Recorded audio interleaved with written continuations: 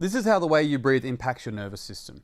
Now, in my last video, I spoke about there's no bad paths when it comes to your nervous system, but there are two main rows in what influences your nervous system. One is how we breathe, and the other one is how we think, and the meanings that we make. Now, of course, the outside world definitely influences our nervous system, but that's out of your control. So what is within your control is the way you breathe and the way you think.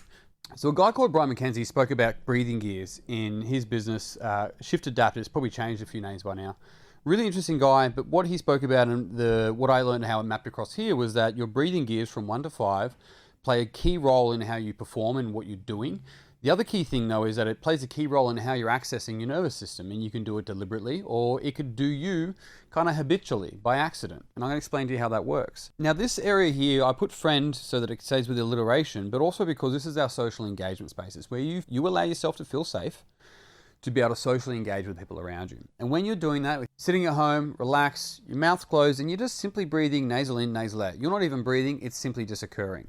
And so that happens here, nasal in, nasal out. When we start to go from stillness towards movement, or our heart rate starts to increase based on a stimulus, we start to go more of a power nasal in, so a nice powerful nasal in, and then a longer nasal out.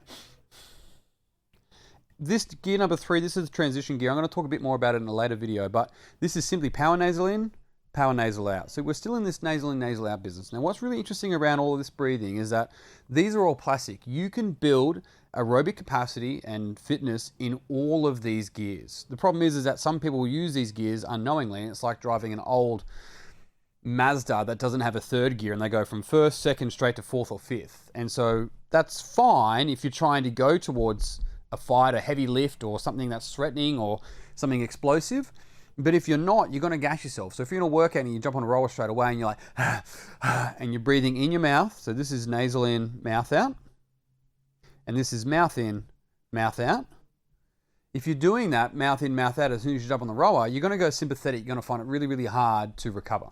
And so your breathing gears give you an influence of whereabouts you're going to sit on this nervous system. Whether you're able to build capacity for performance in your lower gears when you're staying relaxed and still socially aware, or whether you go straight to sympathetic. This is one of the issues, last thing on this, where people try to exercise for mental health. Usually they've got some thoughts going on that they're struggling with, and so they just put themselves in fight or flight, but they never actually deal with the thing that's causing the thoughts in the first place. So you have to do both. I'm going to continue to go more in depth with this in more videos. So if you like this type of content, follow along because it's stuff that I teach every single day.